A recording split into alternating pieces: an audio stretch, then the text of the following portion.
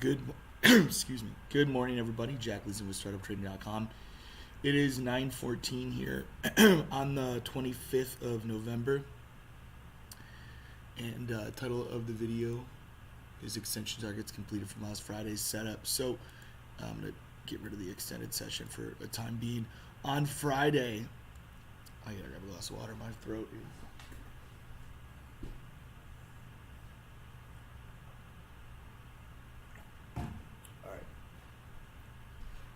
There we go, a little better. On Friday we had this extension. Jeez.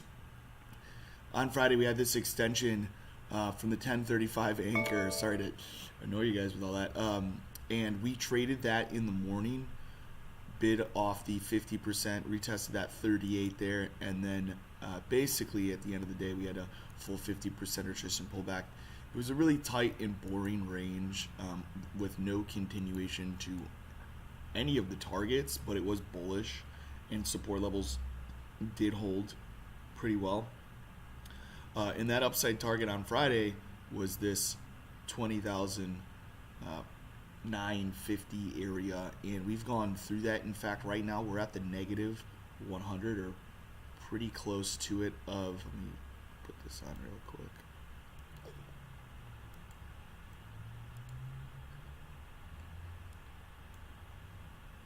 We were at the negative 100 of the end of day traditional. So at the end of the day, you can see we had that 50% attrition pullback that blew through targets.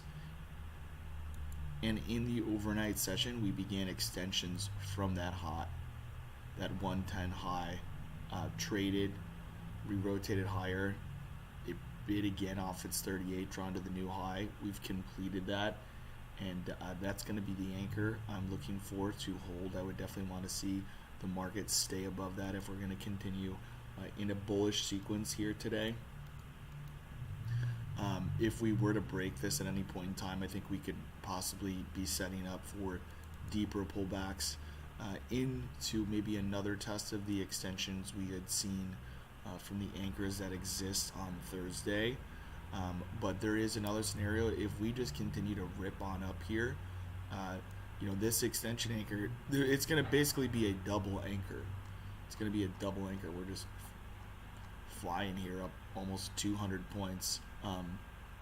It'll be an anchor from what is Thursday's high, and it'll be an anchor from that high on Friday as well. They're two totally different setups, and they're both completely valid here. So we'll see what happens when we, if we get up into these profit targets and there's no continuation, which I'm thinking it's going to be hard to stay above this 21,060. I really doubt it's just a gap and go here. I think we're going to probably complete these targets and Perry was saying flag, maybe drop lower into those levels. So that's what I'm going to be looking for first thing off the open. I'm actually just going to wait the first half an hour and kind of see what happens. Unless we pull back in these extensions, that'll start trading. But I just want to see this price action develop up on these targets here for the NASDAQ.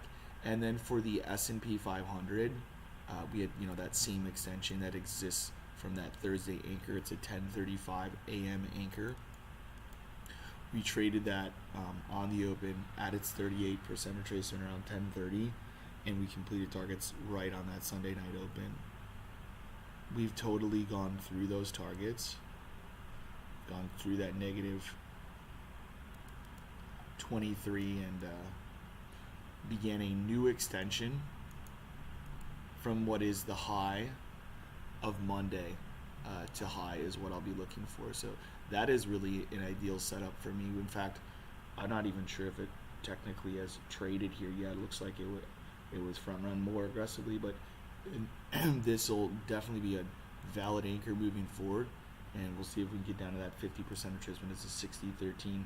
If we don't hold that, there is a possibility we end up running all the way back down into these anchors again, maybe today.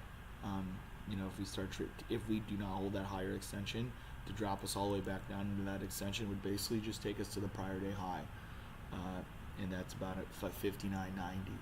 So that's what I have here for the NASDAQ and the S&P 500. We'll take a look at gold and oil. Oil moving here we had this, if you guys remember, this extension has been so technical here in oil. This has probably been the most technical setup over the last 5 days. This anchor continues to run the targets, and we have completed that target at the end of the day Friday, and as of right now we're right back at it. Basically that same anchor to the new high has traded here to the tick, and like I said, this has been, you know, trade them till they break. This is a very valid setup, 69.56s, and even if that did break, I would still be interested in the next long setup, which would be this full halfway back long. And even if we push down to there, guys, that's also a valid setup. But this has been this setup that's been running to targets every time we've traded it. So I don't, you know, you never know if it's gonna be any different, but trade them till they break. That's all you can really do. It's just that's a simple setup. If we get down to 68.87s too, it's a completely separate valid long setup here. So we'll see if we can reverse off of this support that we've just traded. Gold has finally had a reversal of its long setup pattern here in the overnight session. Gold was just ripping all last week, and really we might just come all the way back down to that full halfway back long here in GC. So I'm drawing what is the lows of 2 weeks ago on Thursday. Too high, and not that I want to stick my neck out and just bid this level, but once we get down to this 26.32, I'll see if there's any, you know, price action indicative of a bottoming formation, maybe single print reversal, you know, swing low with a leg start, something like that. But right now, you know, we're getting worked lower, and anticipating us to move down to those levels. So that's really what I got here today for wow, big movers in the commodities here. I assume the dollar's moving. That's what I would guess. That this is a dollar correlated move. But yeah, I will share these levels with you guys in the room. Everybody trade safe. Enjoy the short week, and I'll talk to you guys there. Take care. And by the way, just like I did Friday, I'm going to stop this video and I'm going to go live just after 9:30 in the Discord on Squawk.